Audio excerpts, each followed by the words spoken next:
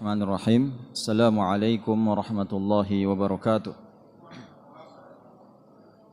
Innal hamdalillah nahmaduhu wa nasta'inuhu wa nastaghfiruh wa na'udzu billahi min shururi anfusina wa min sayyiati a'malina may yahdihillahu fala mudilla lahu wa may yudlilhu fala hadiyalah. Asyhadu an la ilaha illallah wahdahu la syarika lah wa asyhadu anna Muhammadan abduhu wa rasuluh sallallahu alaihi wa ala alihi wa ashabihi wa man saru ala nahjihi wa qatafa atharahu ila yaumiddin, amma ba'd. Fa inna asdaqal hadithi kitabullah wa khairal hadi hadi Muhammadin sallallahu alaihi wasallam wa syarrul umuri muhdatsatuha fa inna kulla muhdatsatin bid'ah wa kulla bid'atin dhalalah wa kulla dhalalatin finnar. Ma'asyiral muslimin wal muslimat rahimakumullah wa a'azakumullah jami'an. Alhamdulillah, dengan izin Allah kita kembali berkumpul di salah satu rumah Allah Subhanahu wa taala ini dalam rangka membahas sebuah kitab yang membicarakan tentang rukun Islam secara khusus dan juga syariat Islam secara umum. Yang mana kita membaca kitab Ushulul Iman yang ditulis oleh Syekh Muhammad bin Abdul Wahhab rahimahullahu ta'ala. Nah, sekarang kita masuk ke pembahasan setelah kita selesai membicarakan tentang malaikat-malaikat Allah Subhanahu wa ta'ala, berikut tugas-tugasnya, nama-nama yang sahih dari nama-nama para malaikat. Maka sekarang kita masuk ke pembahasan baru, bab al-wasiyah bi kitabillahi azza wa jalla. Bab yakni wasiat agar berpegang dengan kitabullah, yakni Al-Qur'anul Karim. Qala Allah Ta'ala, ittabi'u ma unzila ilaikum min rabbikum wa la tattabi'u min dunihi awliya qalilan ma tadhakkarun. Surah Al-A'raf al-ayah al-thalithah. Pertama, Syekhul Islam Muhammad bin Abdul Wahhab rahimahullahu ta'ala memulai pembahasan ini seperti biasa. Di kitab-kitab beliau kebanyakan banyak memulai pembahasan dengan ayat-ayat Allah, barulah kemudian menyebutkan hadis-hadis Nabi SAW, baru sedikit terkadang menyebutkan perkataan para ulama, dan kebanyakan hanya mencukupkan pembahasan dengan menyebutkan ayat dan hadis. Jadi di sini tentang berpegang dengan kitabullah, beliau mengutip satu ayat, ittabi'u ma unzila ilaikum. Allah mengatakan ikutilah apa yang telah Allah turunkan kepada kalian. Wala tattabi'u min dunihi awliya, dan jangan ikuti selain itu. Jangan jadikan sebagai wali. Wali yakni sebagai penolong, sebagai petunjuk. Qalilan ma tadhakkarun, begitu sedikit orang yang berpikir di antara kalian. Tadhakkara, berpikir, mengingat. Nah, di sini tegas Allah Subhanahu wa taala menyuruh kita mengikuti Al-Qur'an. Karena itulah yang diturunkan oleh Allah Subhanahu wa taala kepada kita, kepada Rasulullah sallallahu alaihi wasallam. Dan Nabi sallallahu alaihi wasallam sangat menjaga keaslian Al-Qur'an ini. Di zaman Nabi sallallahu alaihi wasallam tidak boleh ada seorang pun menulis hadis. Yang boleh adalah menulis Al-Qur'an. Maka Nabi sallallahu alaihi wasallam mengatakan, siapa yang menulis hadis dariku, hapus. Enggak boleh. Kenapa? Beliau takut ada nanti yang menulis ayat yang dibacakan oleh Rasulullah SAW, kemudian di bawahnya dia tulis ucapan Nabi SAW, ia kira ayat dan hadis ini satu. Maka Nabi SAW melarang menulis hadis di zaman beliau. Kecuali di akhir-akhir hayat beliau setelah haji wada, barulah beliau izinkan. Setelah Al-Quran kira-kira sudah hampir lengkap dan sudah dihafal oleh banyak para sahabat, tidak mungkin goyah lagi, barulah dibolehkan menulis hadis Nabi Sallallahu Alaihi Wasallam. Nah, jadi Allah Subhanahu Wa Taala memerintahkan kepada kita, pertama, ikutilah apa yang diturunkan oleh Allah kepada kalian, yakni Al-Quran. Kemudian hadis. Terkait dalam bab ini banyak sekali tentunya hadis. Di sini ada sekian hadis yang akan kita baca. Dan tidak mungkin kita selesaikan satu pertemuan. Nah, kita baca hadis yang pertama yang disebutkan dalam bab ini. An Zaid bin Arqam radhiyallahu anhu anna Rasulullah sallallahu alaihi wasallam khataba فحمد الله وأثنى عليه ثم قال أما بعد ألا أيها الناس فإنما أنا بشر يوشك أن يأتيني رسول ربي فأجيب وأنا تارك فيكم ثقلين أولهما كتاب الله فيه الهدى والنور فخذوا بكتاب الله وتمسكوا به فحث على كتاب الله ورغب فيه ثم قال وأهل بيتي. Nah, hadis yang pertama, hadis tentang Tsaqalain. Hadis Tsaqalain ini hadis paling masyhur di kalangan orang Syiah. Hadis tentang Tsaqalain, menyebutkan Tsaqalain. Tsaqalain itu dua hal yang berat artinya. Yang mana Rasulullah sallallahu alaihi wasallam, hadis ini sahih riwayat Muslim. Beliau, kata Zaid bin Arqam, pernah berkhutbah. Kemudian beliau memuji Allah Subhanahu wa taala dan mengatakan amma ba'du. Ayyuhan nas, fa innama ana bashar, aku ini manusia biasa. Yushiku an ya'tiyani rasulu rabbi fa ujib, bisa jadi akan datang utusan Allah mencabut nyawaku. Ini malaikat maut.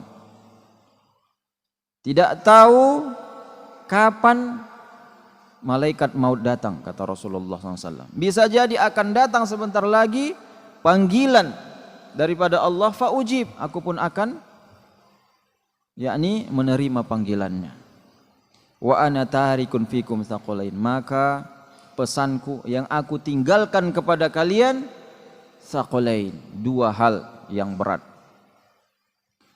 Pertama yang beliau tekankan, awwaluhuma kitabullah. Kitabullah fihil huda wan nur, di dalamnya ada petunjuk, cahaya. Fakhudhu bi kitabillah, ambillah Al-Qur'an, wa tamassaku bihi, berpeganglah dengannya. Beliau terus, kata perawi, fahassa ala kitabillah, terus beliau memotivasi kaum muslimin agar senantiasa berpegang dengan kitabullah, wa raghaba fi, dan beliau anjurkan, panjang nasihat beliau agar senantiasa berpegang dengan Al-Qur'an. Kemudian terakhir baru beliau mengatakan, summa qala wa ahlu baiti, wa ahlu baiti. Apa arti ahlu baiti? Keluargaku. Nah, ahlu baitku. Nah, orang-orang Syiah mengatakan, nah lihat nih, kita disuruh berpegang dengan ahlu bait Rasulullah. Siapa ahlul bait? Versi mereka, ahlu bait itu hanyalah Ali, yakni Fatimah, Ali dan keturunannya, Hasan, Husain dan keturunan mereka. Padahal tentunya ahlu bait Rasulullah sallallahu alaihi wasallam, istri-istri beliau ahlu baitnya tentunya. Aisyah, orang-orang Syiah mengatakan Aisyah kafir, naudzubillah min dzalik. Istri-istri beliau semuanya kafir setelah beliau wafat, naudzubillah. Padahal Nabi sallallahu alaihi wasallam wafat di pangkuan Aisyah radhiyallahu anha. Mustahil Allah membiarkan kekasihnya Rasulullah sallallahu alaihi wasallam, kekasih Allah, mustahil Allah membiarkan kekasihnya wafat di pangkuan seorang yang akan murtad Na'udzubillah min dzalik. Maka tentunya Syiah mereka hanya mengikuti hawa nafsu. Mereka mengatakan Ahlu Bait hanya terbatas dengan keluarga Ali. Alasannya apa? Karena Ali ponakannya Rasulullah sallallahu alaihi wasallam. Nah, bukan ponakan, sepupu, anak paman Rasulullah sallallahu alaihi wasallam. Dan nikah dengan putri Rasulullah sallallahu alaihi wasallam. Padahal Abbas sepupu Rasulullah sallallahu alaihi wasallam juga. Kalau menikah dengan putri Nabi, ada satu orang sahabat nikah dengan dua putri Nabi sallallahu alaihi wasallam. Siapa itu? Utsman bin Affan. Kenapa tidak dimasukkan Utsman bin Affan kalau itu alasannya? Atau Abbas bin Abdul Muttalib? Nah, maka tentunya mereka tidak bisa menjawab. Mereka mengatakan Ali punya keutamaan yang lebih dibandingkan yang lainnya. Padahal tentunya Ahlu Bait Rasulullah SAW, keturunan Abbas Ahlu Bait. Istri-istri Nabi masuk Ahlul Bait. Kemudian keturunan Al-Harith bin Abdul Muttalib, keturunan, yakni keturunannya adalah termasuk Ahlul Bait, ponakan Nabi sallallahu alaihi wasallam. Maka mereka disuruh oleh Nabi sallallahu alaihi wasallam untuk dihargai, dihormati. Maka para sahabat tentunya menghargai Ahlu Bait Rasulullah sallallahu alaihi wasallam, Abbas bin Abdul Muttalib. Kalau ingat bagaimana hadis Abbas yang mendatangi sahabat penulis wahyu. Siapa sahabat penulis wahyu? Zaid bin Thabit. Beliau mendatangi Zaid bin Thabit ingin belajar. Kemudian sampai ia tidur di pintu Zaid bin Thabit. Kemudian ketika melihat anak paman Rasulullah SAW, sepupu Rasulullah datang tidur di depan rumahnya, dikatakan, kenapa engkau di sini? Wahai anak paman Rasulullah SAW, kenapa engkau tidak menyuruh saya yang datang? Beliau mengatakan, ilmu didatangi bukan mendatangi, katanya. Aku ingin belajar kepadamu. Kemudian ia pun mencium tangan Zaid bin Thabit. Zaid bin Thabit tentunya tidak senang. Kemudian ia mencium kemudian dikatakan, kenapa engkau melakukannya? Ya beginilah kami disuruh memuliakan ulama kami. Kemudian Zaid bin Thabit mencium tangan Abdullah bin Abbas. Kemudian dikatakan, kenapa engkau lakukan ini? Beliau mengatakan, begitulah kami disuruh menghargai keluarga Nabi sallallahu alaihi wasallam. Jadi Abdullah bin Abbas masuk bagian Ahlul Bait. Nah, lihat, memang salah satu cara menghargai adalah dengan mencium tangan. Tetapi lihat bagaimana sikap mereka. Apakah mereka senang dicium tangannya? Tidak ada yang senang di kalangan para sahabat Nabi.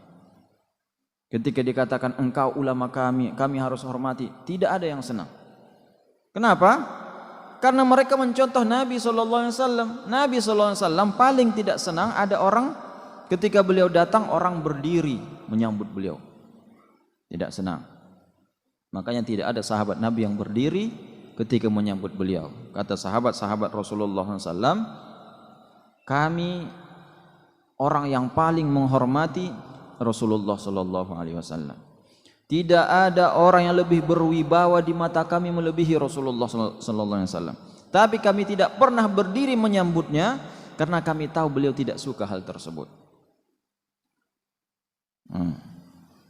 Di zaman sekarang tentunya yang menamakan Ahlul Bait kalau tidak dihargai malah tidak senang, malah merasa dia yakni lancang, tidak menghargai dirinya dan sebagainya. Maka akidah Ahlus Sunnah wal Jamaah menghargai Ahlul Bait tapi tentunya tidak sampai kepada gulu berlebihan. Makanya kaum muslimin sangat mencintai Ali bin Abi Thalib, keturunannya Hasan dan Husain, mencintai Abbas bin Abdul Muthalib, paman Rasulullah SAW, dan keturunannya Ibnu Abbas, dan mereka-mereka yang mengikuti sunnah Rasulullah SAW. Karena itu pesan Rasulullah SAW. Istri-istri beliau itu sangat dihargai oleh kaum muslimin, sampai-sampai ketika terjadi perbedaan besar di kalangan kaum muslimin, kelompok Muawiyah dan kelompok Ali bin Abi Thalib, maka apa yang dilakukan oleh Talhah bin Zubair, Talhah bin Ubaidillah dan Zubair bin Awam, mereka mengajak Aisyah, istri Nabi, untuk mendamaikan kaum muslimin. Mereka mengatakan, wahai Aisyah ummul mukminin, kaum muslimin sangat menghargaimu, menerima semua keputusanmu. Ayo kita damaikan kaum muslimin yang sedang bertikai. Akhirnya Aisyah datang. Tapi orang-orang munafikin tentunya tidak senang kalau kaum muslimin bersatu. Hingga akhirnya terjadilah perang Jamal. Perang Jamal. Yang tentunya Aisyah menyesali beliau pergi, yang tadinya niatnya ingin mendamaikan malah terjadi peperangan. Nah, intinya di sini kalimat Zubair dan Talhah, yakni ummul mukminin, istri-istri Nabi, sangat dihargai oleh kaum muslimin. Mengingat itu pesan Rasulullah sallallahu alaihi wasallam, jagalah ahlu baitku. Nah, di sini orang-orang Syiah salah memahami. Mereka justru mengkultuskan ahlul bait dan hanya yakni membatasinya kepada keturunan Ali bin Abi Thalib saja. Maka ini salah tentunya. Nah, jadi tetapi yang ditegaskan di sini, panjang Nabi SAW menyampaikan adalah pesan berpegang kepada kitabullah, Al-Quran. Beliau jelaskan Al-Quran itu al-huda wan nur, petunjuk dan cahaya. Berpeganglah dengan Al-Quran. Beliau panjang memotivasi, menganjurkan, barulah beliau mengatakan wa ahlu baiti. Di hadis, di riwayat yang lain, fi lafzin kitabullah huwa hablullahil matin. Beliau mengatakan kitabullah huwa hablullahil matin. Al-Quran adalah tali Allah yang kuat. Man ittaba'ahu kana 'alal huda wa man tarakahu kana 'alad dhalalah. Siapa yang mengikutinya maka dia berada di atas petunjuk. Siapa yang meninggalkannya maka dia berada di atas kesesatan. Hadis riwayat Muslim. Nah, ini hadis yang pertama, menyuruh kaum muslimin berpegang kepada Al-Quran, kitabullah. Kemudian walahu fi hadits Jabir at-Tawil anna an-nabiy sallallahu alaihi wasallam qala fi khutbati yaumi Arafah. Kemudian hadis selanjutnya riwayat Muslim juga dari riwayat Jabir, hadis yang panjang tentang hari Arafah, yang mana di salah satu khutbah beliau di hari Arafah beliau mengatakan waqad taraktu fikum ma lan tadillu ini i'tasamtum bihi kitaballah wa antum tas'aluna anni fama antum qailun qalu nashhadu annaka qad ballaghta wa addaita wa nasahta qala bi isbu'ihi sababah yarfa'uha ila as-sama' wa yankutuha ila an-nas Allahumma syhad, Allahumma syhad, Allahumma syhad. Nah, hadis yang kedua, pesan beliau ketika haji wada. Di haji wada beliau berkhutbah di padang Arafah. Beliau mengatakan, aku telah meninggalkan kepada kalian satu perkara yang kalau kalian berpegang dengannya kalian tidak akan tersesat. Kalau di sini disebutkan hanya satu, yakni kitabullah, Al-Quran. Wa antum tas'aluna anni fama antum qailun. Inilah yang kalian tanyakan, kata Nabi SAW. Yani kalian minta sesuatu yang kalian pegangi kalau saya meninggal, maka aku sudah menjawabnya. Fama antum qailun, maka apa pernyataan kalian sekarang? Kata Nabi SAW, qalu nashhadu annaka qad balagta.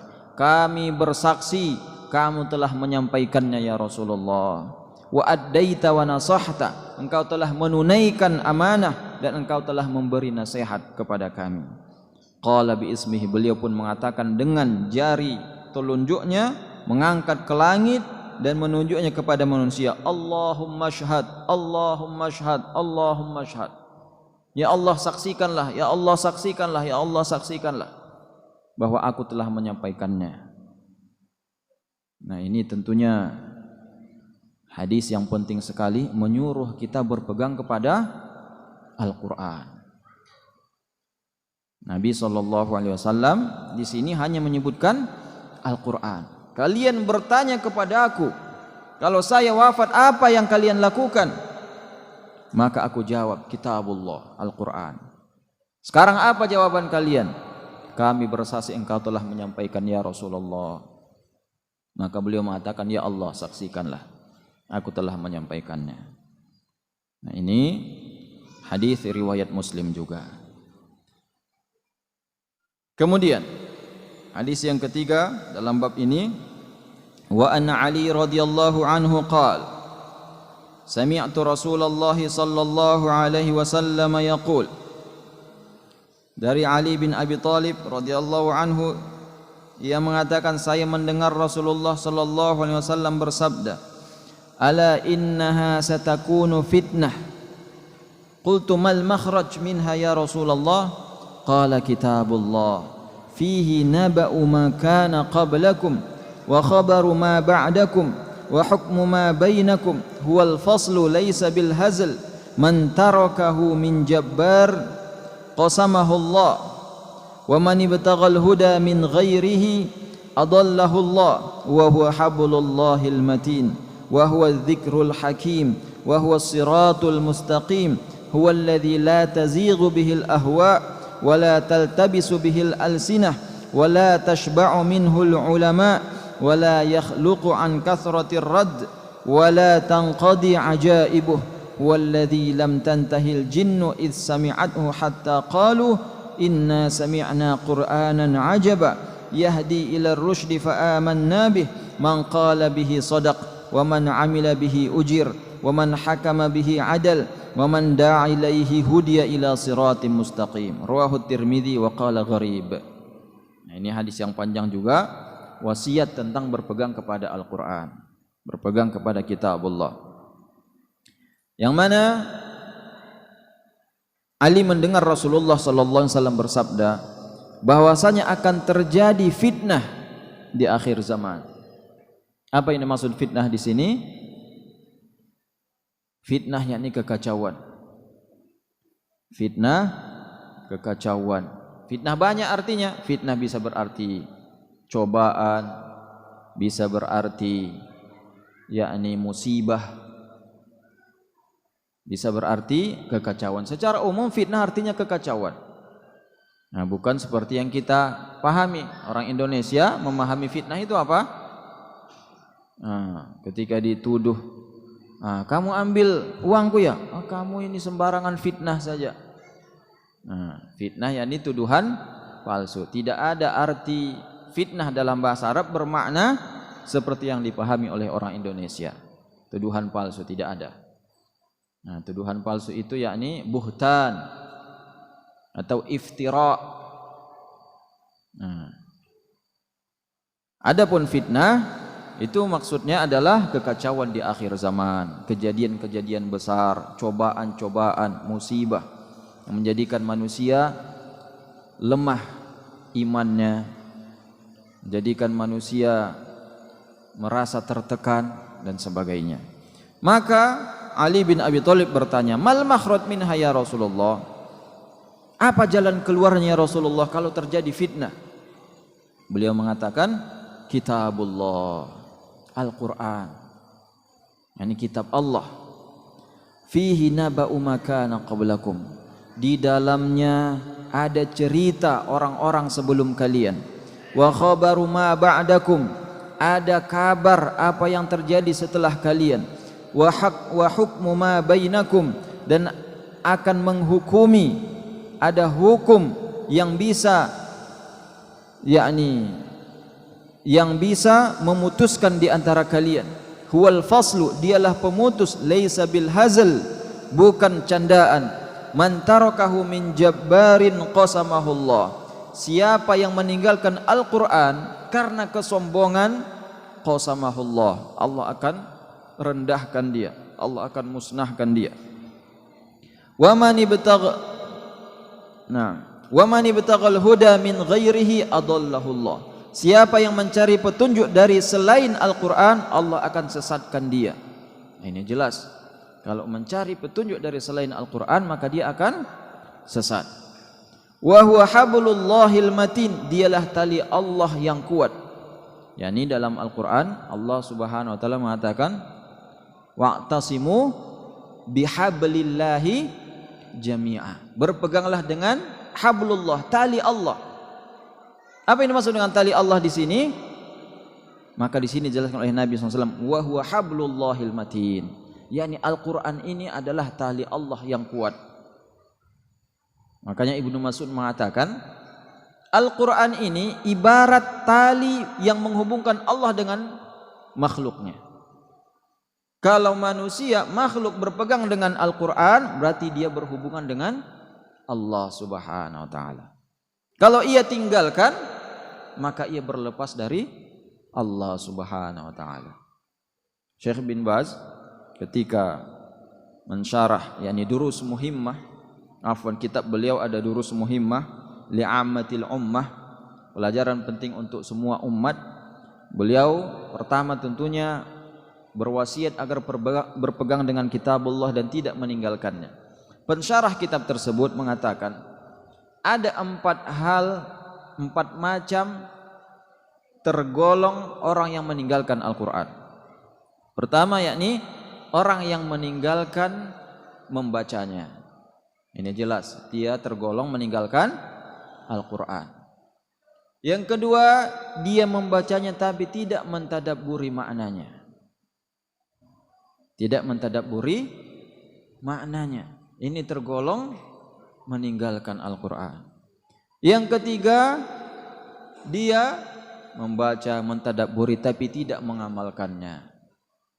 Ini termasuk meninggalkan Al-Quran tentunya. Yang keempat, tidak berobat dengannya. Tidak berobat dengannya. Itu dalam syarah kitab Durus Muhimmah. Tidak berobat dengannya maksudnya bagaimana?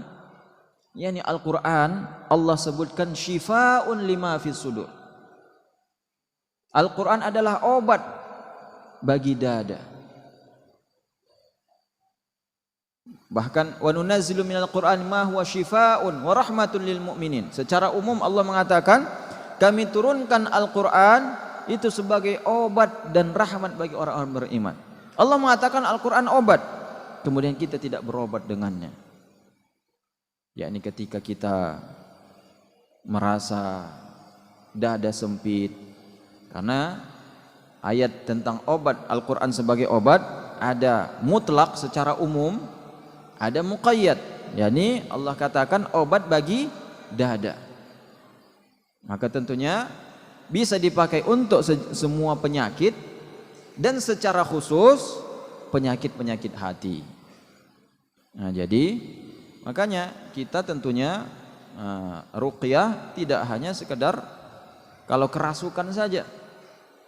Nabi SAW kalau beliau sakit itu senantiasa meruqyah dirinya dengan ma'udzatain, membacakan ke kedua tangan, kemudian meludahnya sedikit, ini sekedar keluar sedikit, kemudian menghapuskan ke seluruh badan. Itu tidak hanya dilakukan sebelum tidur. Seperti kata Aisyah. Aisyah mengatakan Nabi SAW kalau beliau sakit, demam, beliau berobat dengan membaca Ma'udzatain. Ketika beliau sakit parah di akhir hayat beliau, beliau tidak sanggup lagi mengangkat kedua tangannya. Beliau akhirnya, yakni Aisyah radhiyallahu anha, membacakan ke tangan Nabi sallallahu alaihi wasallam dan membantu mengusapkannya ke seluruh tubuhnya. Nah, jadi itu salah satu cara mengamalkan kandungan Al-Quran. Kita pakai untuk berobat. Ketika kita demam, kita baca Ma'udzatain, kita hapuskan ke seluruh tubuh dan sebagainya. Nah, kita baca Al-Fatihah. Nah, tayyib. Wa huwa dzikrul hakim wa huwa siratul mustaqim. Kita lanjut hadisnya. Nabi SAW menjelaskan Al-Quran itu adalah az-zikrul hakim, peringatan yang bijaksana. Wa huwa siratul mustaqim, jalan yang lurus. Huwa alladzi la tazighu bihil ahwa, yang hawa nafsu tidak akan mengikutinya.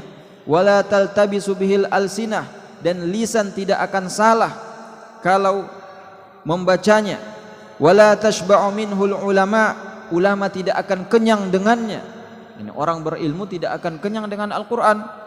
Artinya tidak akan pernah merasa puas membaca dan mengkaji Al-Quran. Kalau antum merasa sudah cukup ilmu Al-Qurannya, berarti antum jelas bukan masuk kategori ulama. Yang dimaksud dengan ulama, yakni mereka tidak akan kenyang dengan Al-Quran. Mereka tidak akan pernah merasa puas dengan ilmu mereka. Sedalam apapun ilmu seseorang, maka ia akan semakin merasa dirinya bodoh. Kalau belum ada rasa seperti itu, berarti kita memang bodoh. Jadi mari kita belajar sampai kita merasa bodoh. Orang yang belajar terus menerus, semakin banyak yang ia ketahui, dia akan merasa semakin bodoh, yakni semakin sadar banyak yang tidak ia ketahui. Kalau belum ada rasa seperti itu, berarti belum masuk kategori talibul ilmi. Itu masih sekedar apalagi istilahnya, orang awam. Mungkin masih masuk kategori orang awam lah. Kalau dia seorang talibul ilmi, maka dia akan merasa ilmunya semakin, yakni ilmunya, dia akan merasa ilmunya sedikit. Nah, semakin sadar kalau ilmu itu sangat luas dan dalam. Wala taqdi ajaibuh, dan Al-Quran tidak akan putus keajaiban-keajaibannya. Huwallazi lam tantahil jinnu idh sami'athu hatta qalu. Al-Quran adalah kitab yang ketika jin mendengarnya, mereka setelah mendengarkan Al-Quran mengatakan, inna sami'na Qur'anan ajaba, sungguh kami telah mendengar bacaan yang ajaib. Ini jin yang mengatakannya. Itu dalam surah Al-Jin, ayat 1 sampai 2. Yahdi ila rusdi fa amanna bi. Yani Al-Quran menggiring kepada jalan yang benar, maka kami beriman dengannya, kata jin yang mendengarkan Al-Quran di zaman Nabi sallallahu alaihi wasallam. Man qala bihi shadaq, siapa yang berucap dengannya ia benar. Wa man amila bihi ujir, siapa yang beramal dengannya ia akan diberi pahala. Wa man hakama bihi adal, siapa yang berhukum dengannya ia akan berbuat adil. Dan siapa yang mengajak kepadanya, dia telah diberi petunjuk kepada siratal mustaqim. Hadis riwayat Tirmidzi wa qala gharib. Nah, jadi hadis yang panjang sekali yang menjelaskan tentang keutamaan Al-Quran. Tentu seperti yang kita katakan tadi, hadis yang berkaitan dengan hal ini sangat banyak sekali. Anjuran untuk berpegang dengan Al-Quran, anjuran mempelajari Al-Quran, untuk memahami Al-Quran, Makanya Syekhul Islam Ibnu Taimiyah mengatakan ta'allumul Arabiyyah wajib, fardu ain. Mempelajari bahasa Arab hukumnya wajib fardu ain. Kenapa? Lianna fahmal Qur'an la yasilu ilaihi illa bil lughatil arabiyyah. Karena memahami Al-Qur'an tidak bisa kecuali dengan bahasa Arab. Maka beliau mengatakan yakni al-wasilah ila syai'in fahuwa wajib. Al-wasilah ila wajib atau ma lam yatimmul wajib illa bihi fahuwa wajib. Sesuatu yakni kewajiban yang tidak bisa dilaksanakan kecuali dengannya, maka hal tersebut menjadi wajib juga. Maka beliau mengatakan mempelajari bahasa Arab wajib bagi setiap muslim agar dia bisa memahami kitabullah, memahami Al-Qur'an. Nah, Thayyib. Kemudian kita baca hadis selanjutnya. Wa an Abi Darda radhiyallahu anhu marfu'an, ma ahallallahu fi kitabihi fahuwa halal, wa ma harrama fahuwa haram, wa ma sakata anhu fahuwa afiyah, faqbalu minallahi afiyatah, fa innallaha lam yakun liyansa syai'an, thumma tala wa ma kana rabbuka nasiya. Kemudian ada hadis dari Nabi sallallahu alaihi wasallam, beliau mengatakan apa yang Allah halalkan di dalam kitabnya maka itulah yang halal, dan apa yang Allah haramkan di dalam kitabnya, di dalam Al-Qur'an, maka itu haram.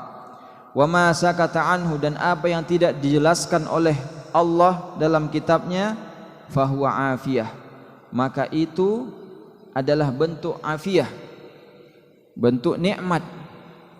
Faqbalu minallahi afiyatah, maka terimalah afiyah dari Allah Subhanahu wa taala yang tidak Allah jelaskan. Fa innallaha lam yakun liyansa syai'an, maka sesungguhnya Allah tidaklah melupakan sesuatu. Tsumma tala wa ma kana rabbuka nasiya. Rawahul Bazzar wa Ibnu Abi Hatim wa Tabrani. Artinya kita disuruh jangan keluar dari Al-Qur'an. Apa yang dihalalkan oleh Al-Qur'an kita halalkan, apa yang diharamkan kita haramkan. Apa yang tidak disebutkan oleh Al-Qur'an kita tidak perlu membahas-bahasnya, tidak perlu membahasnya. Apa yang disebutkan dalam Al-Qur'an yang tidak perlu dibahas, seperti tentang ruh. Yas'alunaka 'anir ruh, qulir ruhu min amri rabbi. Wahai Muhammad, mereka menanyakan engkau tentang ruh, katakan ruh itu urusan Allah, enggak usah kalian bahas. Maka kemudian tentang takdir, Nabi SAW mengatakan idza dzukirul qadar fa'amsiku, ketika dibahas tentang takdir tahan diri, kata Nabi SAW. Jadi kita hanya menjelaskan apa yang dijelaskan oleh Allah dan Rasulnya terkait dengan takdir. Kita sudah panjang lebar juga menyebutkan hadis-hadis yang berkaitan dengan takdir. Setelah kita membahas sifat-sifat Allah, kemudian kita masuk ke pembahasan takdir, qada dan qadar. Baru kita bahas malaikat. Nah, kemudian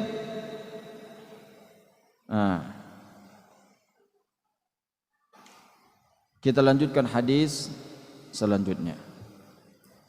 Wa an Ibnu Mas'ud radhiyallahu anhu anna Rasulullah sallallahu alaihi wasallam qala daraballahu mathalan siratan mustaqima wa ala janabatay sirat surani fihima abwabun mufattahah wa ala al-abwab suturun murkhah wa inda ra'sis sirat da'in yaqul istaqimu 'ala sirat wa la tu'awwiju wa fawqa dhalika da'in yad'u kullama hamma 'abdun an yaftaha syai'an min tilkal abwab qala wayhak la taftahu fa innaka in tabtahu talijhu thumma fassarahu fa akhbar anna sirat huwal islam wa anna al abwabal mufattahah maharimullah wa anna suturul murkhah hududullah wa anna ad-da'i ala ra'si sirat huwal Qur'an wa anna ad-da'i min fawqihi huwa wa'idhullahi fi qalbi kulli mu'min. Rawahu Razin wa rawahu Ahmad wa Tirmidzi wa 'anin Nawas bin Sam'an binahwihi. Nah, Ibnu Mas'ud radhiyallahu anhu mengatakan Rasulullah sallallahu alaihi wasallam bersabda, "Daraballahu mathalan siratan mustaqima." Allah membuat sebuah perumpamaan tentang jalan yang lurus. Siratan mustaqima. Mari kita bayangkan ada satu jalan lurus. Wa ala jambatai sirat surani, di samping sisi jalan ini ada dua pagar, yakni jalan yang berpagar. Fihima abwabun mufattahah. Kemudian ada pintu-pintu yang terbuka di samping jalan ini. Wa 'alal abwab suturun murkhah, dan di pintu tersebut ada sitarnya, ada penutupnya. Wa 'inda ra'si sirat da'in yaqul istaqimu 'ala sirat, dan di ujung jalan ada penyeru yang mengatakan istaqimu 'ala sirat wala ta'awiju, tetaplah kalian di jalan yang lurus, jangan kalian membelok. Setiap ada hamba yang ingin membelok dan ingin membuka pintu, ia mengatakan waihak. Penyeru tersebut mengatakan waihak la taftahu, jangan buka. Fa innaka in tabtahu talijhu, kalau kamu buka pintu itu kamu pasti akan masuk. Tsumma fassarahu, maka kemudian Nabi menjelaskan gambaran tadi apa yang dimaksud semuanya itu. Beliau mengatakan as-sirat huwal Islam, jalan lurus ini itulah Islam. Jalan yang lurus Islam. Kemudian pintu-pintu tadi itu adalah maharimullah, hal-hal yang diharamkan oleh Allah Subhanahu wa taala. Wa anna sutur hududullah, penutup-penutup itu adalah hududullah. Hudud itu adalah siksaan atau hukuman-hukuman di dunia. Nah, hukuman seperti mencuri hukumannya apa? Potong tangan. Ketika berzina hukumannya apa? Kalau belum menikah dirajam. Dirajam 100 kali. Kalau sudah menikah dilempar. Afwan, kalau belum menikah dicambuk 100 kali, kalau sudah menikah dirajam, yakni dilempari sampai mati. Itu hududullah. Itu sitarnya, yakni membuat orang takut untuk masuk. Kemudian wa annad da'i ala ra'si sirat huwal Qur'an. Yang tadi melarang jangan masuk, tetaplah di dalam jalan yang lurus, itu adalah Al-Qur'an, kata Rasulullah sallallahu alaihi wasallam. Artinya kita kalau senantiasa berpegang dengan Al-Qur'an, ada yang mencegah kita melaksanakan hal-hal yang diharamkan oleh Allah Subhanahu wa taala. Nah, sudah masuk waktu. Baik, silahkan azan. Kita lanjutkan setelah azan insyaallah. Baik, jamaah sekalian rahimakumullah. Kita lanjutkan sedikit lagi hadis yang tadi kita baca, yang mana Nabi sallallahu alaihi wasallam menjelaskan gambaran yang beliau berikan tadi itu diibaratkan, kita ulangi, pertama jalan itu adalah apa? Islam. Pintu-pintu yang ada di samping jalan itu apa? Hal-hal yang diharamkan oleh Allah Subhanahu wa taala. Kemudian penutupnya, sitarnya itu apa? Hududullah. Apa itu hududullah? Hukuman-hukuman, hukuman bagi orang yang melakukan dosa. Kemudian di ujung jalan tadi ada yang menyeru agar senantiasa tetap di jalan yang lurus. Itu apa? Al-Quran. Itu Al-Quran. Kemudian di atasnya lagi ada yang menyeru, setiap ada yang mau membuka pintu dikatakan jangan buka. Kalau kamu buka, kamu pasti akan masuk ke dalamnya. Nah itu wa anna da'a min fawqihi, yang menyeru dari atas tadi adalah wa'izullah fi qalbi kulli mu'min, yakni pengingat dari Allah di hati setiap mukmin. Seorang mukmin di dalam hatinya paling dalam itu ada yakni wa'izullah. Apa wa'izullah? Yakni penyeru Allah Subhanahu wa taala, yakni di relung hati paling dalam kita memahami dan mengetahui mana yang baik dan mana yang buruk. Makanya ketika ditanya kepada Nabi sallallahu alaihi wasallam al-itsm, yakni al-birru, ma huwal bir, apa itu kebaikan ya Rasulullah? Al-birru husnul khuluq. Kebaikan itu akhlak yang baik. Wal itsmu, kebalikannya dosa itu apa ya Rasulullah? Wal itsmu ma haka fi sadrik wa karihta an yattali'a 'alaihan nas.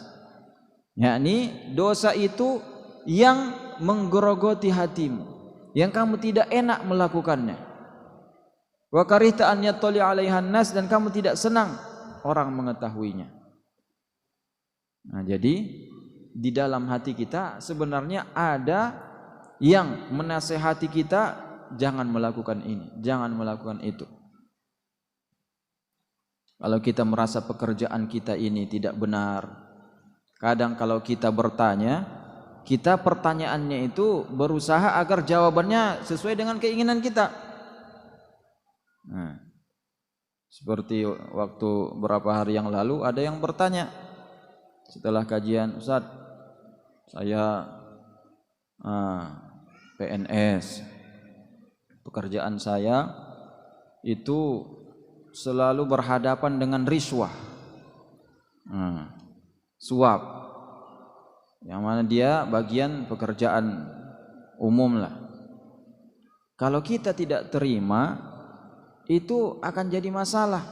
Kawan-kawan akan mengucilkan, bahkan pimpinan pun akan mengucilkan, bisa jadi kita diabaikan. Nah, itu bagaimana Ustaz? Apakah sudah darurat hal tersebut?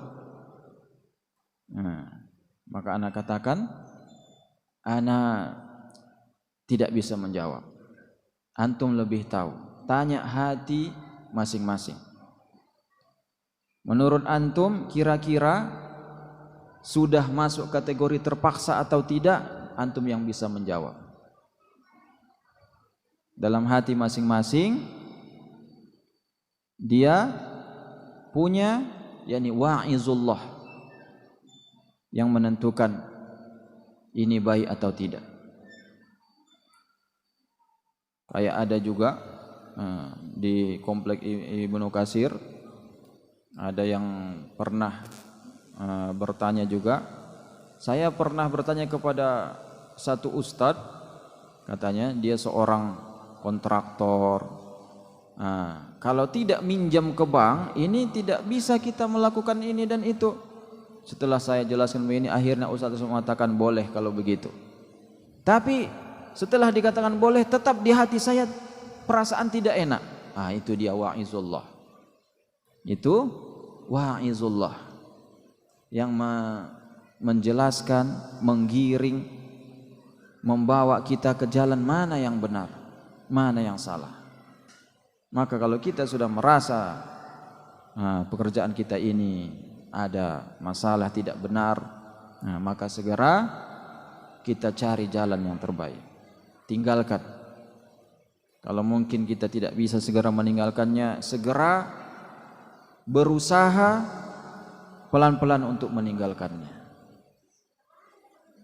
Maka tentunya orang yang berjuang di jalan Allah, wa man jahada fina lanahdiyannahum subulana, pasti akan kami mudahkan jalan kami, kami beri petunjuk jalan kami kepadanya. Maka hadis ini tentunya hadis yang penting sekali, yang mana poin yang paling ditekankan di sini tentunya adalah bagaimana Al-Quran adalah yang menggiring jalan kita, yang mengingatkan jalan kita. Kalau kita sering berinteraksi dengan Al-Quran, insya Allah kita akan bisa istiqamah di jalan Islam. Tapi kalau kita jauh dari Al-Quran, tidak ada lagi yang mengingatkan kita, ini yang benar, ini yang salah. Kalau kita buka pintu yang haram tadi, kita akan masuk ke dalamnya. Nah, maka dengan hadis-hadis yang sudah kita baca tadi, hendaklah kita jadikan sebagai motivasi untuk lebih semangat lagi berinteraksi dengan Al-Quran, dengan kitabullah, dengan tali Allah yang menghubungkan kita dengan Allah Subhanahu wa ta'ala. Para ulama minimal dalam membaca Al-Quran itu paling minimal 1 juz 1 hari. Itu paling minimalnya. Dan itu yang dikatakan oleh Rasulullah sallallahu alaihi wasallam ketika ada sahabat Nabi yang bertanya, "Ya Rasulullah, kam akhtim Al-Quran? Berapa lama aku harus mengkhatamkan Al-Quran?" Apa kata beliau? "Syahar, 1 bulan kamu khatam Al-Quran."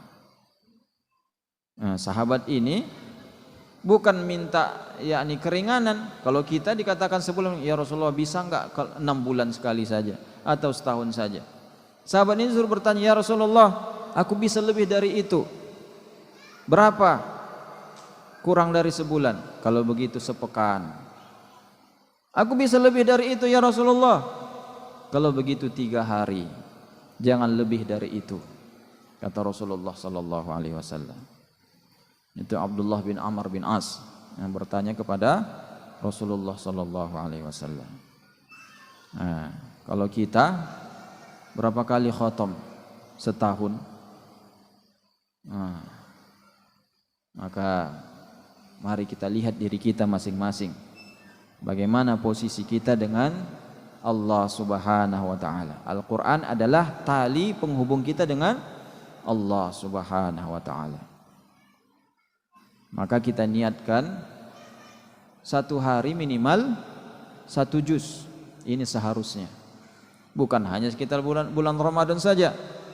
Ini target bulan Ramadan ini biasanya nih 1 hari 1 juz. Kalau bulan Ramadan para ulama 1 hari itu 10 juz. Imam Bukhari mengkhatamkan Al-Quran siang harinya, beliau mengkhatamkan 3 hari sekali. Berarti 10 juz 1 hari. Itu siang hari. Kalau sholat tarawihnya itu 2 malam khatam. Imam Bukhari rahimahullahu ta'ala. Kalau hari-hari biasa barulah khatamnya sekali sepekan atau maksimalnya sekali sebulan.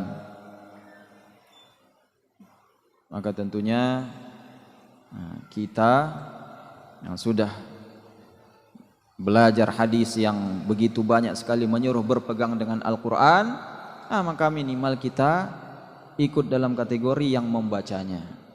Kalau belum bisa, yang mentadabburinya dan mengamalkannya dan seterusnya. Maka mulai sekarang kalau bisa kita niatkan sehari 1 juz. Itu kita baca.